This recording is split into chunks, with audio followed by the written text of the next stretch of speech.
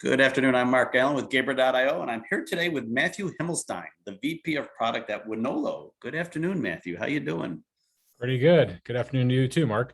Yeah, I see you're sporting your Golden State Warriors shirt. So Yeah, the new season's underway. We're ready to, take yeah, the league by storm again.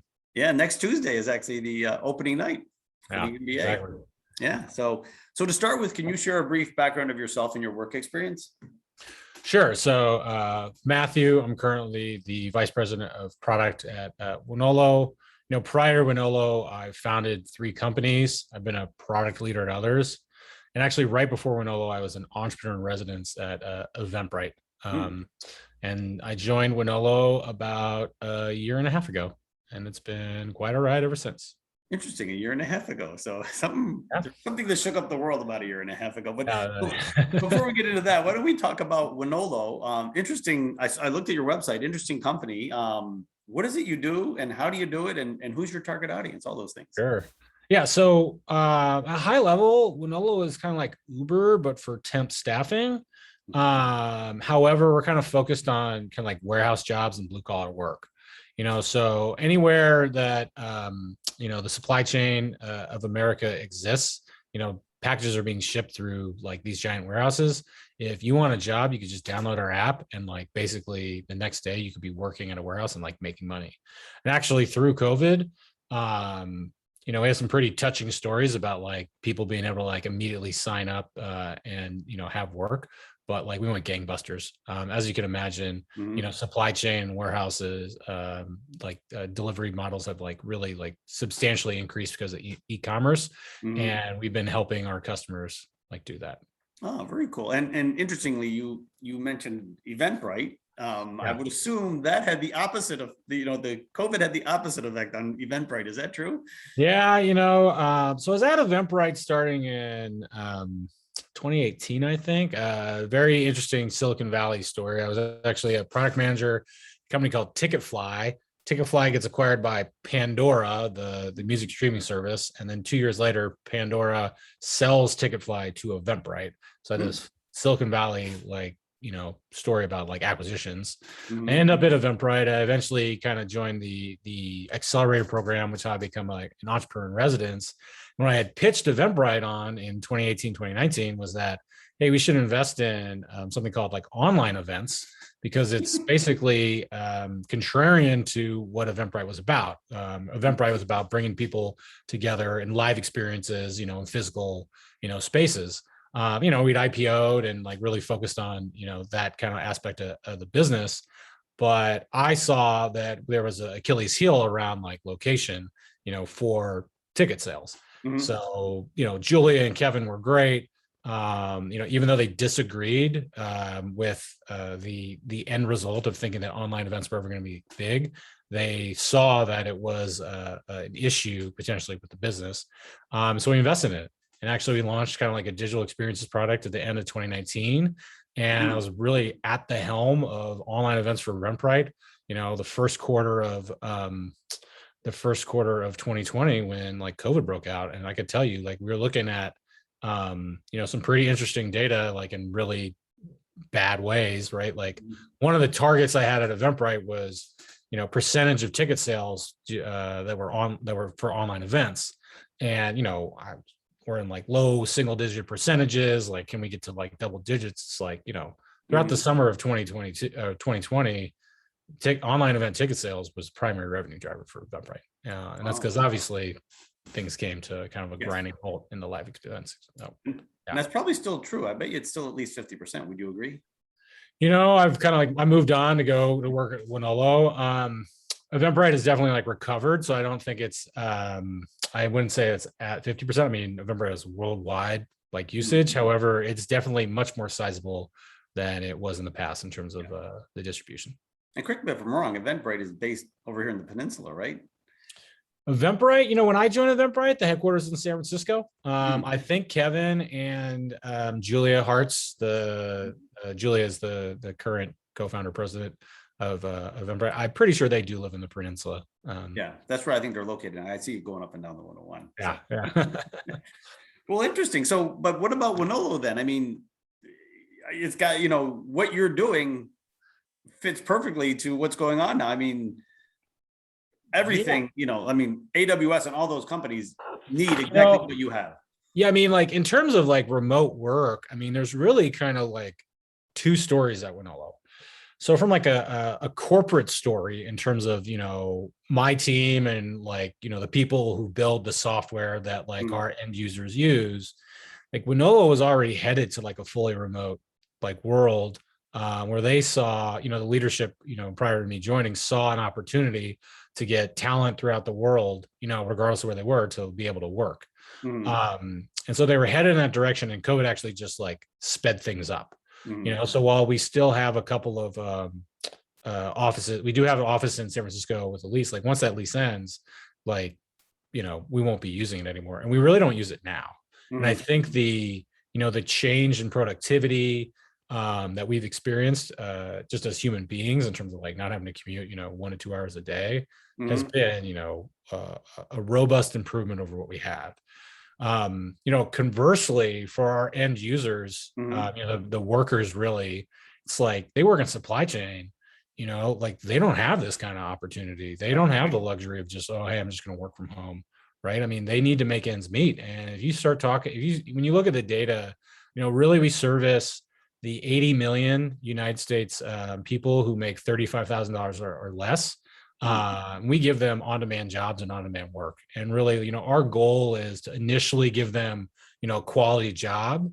And our bigger picture, you know, effort here is to try and figure out a way to give them not just a quality job, but help them have a quality life. I think that's why we're so excited about, you know, what we're doing. And it's kind of like at the complete opposite end, you know, like if somebody is shipping a package, it's got to go through some warehouse somewhere. And I know we all hear about the robots, but like at the end of the day, some human being is picking that up or looking at it and making sure that it's going to the right location. And that's where Wonolo comes in. Yeah, and interesting because the people that work for you, they have to go in to the office, but you said you get them a job, but did you get them a contract, or you get them an actual job? Yeah, well, so Wonolo, we build a platform, right? Okay. And the platform helps match workers with customers, and the customers own the warehouses and they post jobs. And then the workers, you know, decide to sign up the jobs. Like from a technical standpoint, this is a 1099, like straight gig economy, like work. So those workers are not like employees directly of Wonolo. Like they're actually just using our platform to do the work they want, but we facilitate everything that they need, you know, all the way down to making sure that they like get taxed, you know, appropriately. However, we make sure that like it is 1099 work, and you know, there's pros and cons with all of that. I think, you know, not to get too into the weeds, but like, you know, Wonolo kind of believes there's a future of what we call like a third category. So not just there's W-2 work, there's 1099 work, and there's something that we think is better. It's kind of a mix of both for all parties involved, and that's something that we're kind of like trying to get to eventually. But that's obviously a big goal out there. Yeah, so it's kind of like a digital nomad for the blue collar worker. Exactly. Right? Yeah. Yeah, I mean, maybe I decide I'm gonna go do warehouse work in Nebraska. We've had some interesting social media, I'll say like wins, where like people who find out about a Wonolo, this one guy, we found out about him TikTok. He posted like hashtag van life, and he said, I drive around the country in my van. I use Wonolo to just find work when I need to make a couple of bucks. Wow. And it's totally true. You know, we see people sharing, you know, the referral code on like Facebook, and like it getting reshared like over 3,000 times, and really driving like a lot of like, you know, people who just need to make a couple of bucks to be able to get in. And so we kind of service that like true gig economy, like tangential, like on my time, I need to make a couple extra bucks, as well as workers who, you know, want to do longer term, like we call them like long-term placements, and just like work at like some company for 3-6 months, but doesn't necessarily want to work at that company full time. You know, they still want to have some flexibility. And that's us, you know, we just kind of like, we really like to say we're building the future of work, and we see a lot of opportunity. And you obviously, your company has grown. It had to have through the last 15 months or 18 months. So you've been hiring, I'm assuming. Have you like 100% remote, all your hires, and most of them you haven't met? Yeah. So our hiring is all 100% like remote. Everybody like works from home, like officially. I do think we have like regional hubs where the main offices were located. So we do have like a pretty good stronghold in Toronto and Nashville and the San Francisco like Bay Area. There is something to be said about, easily being able to get together like in person when needed. But we've been looking at like having like we do fun stuff too, right? Like we have like, whole company offsite where everybody, no matter where you are in the world, we're going to fly you to a specific location, and then we're going to meet up, because like that in-person connection is important. It's just that it's not needed from like a day-to-day, like, Right.